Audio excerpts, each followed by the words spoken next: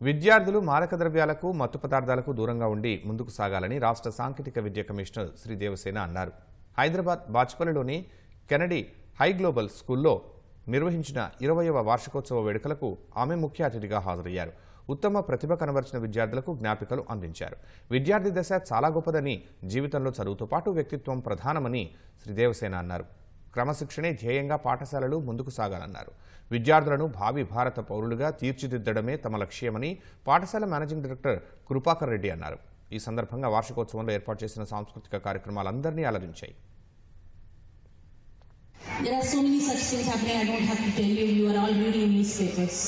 But I implore teachers and parents, keep your eyes open for these kind of things. These are times when children are going through stress, and that stress relief has to come from you, not from drugs. And the children themselves, I am telling you, you have a great future even without depending on all those things. ఈ స్కూల్లో CBSE, Cambridge 2 సిలబస్లు చెప్పడం జరుగుతుంది.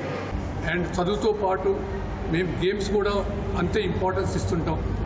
వాళ్ళని మంచి స్టూడెంట్స్గా, భావి తరాల మంచి పౌరులుగా తీర్చిదిద్దాలనేదే మా స్కూలు లక్ష్యం.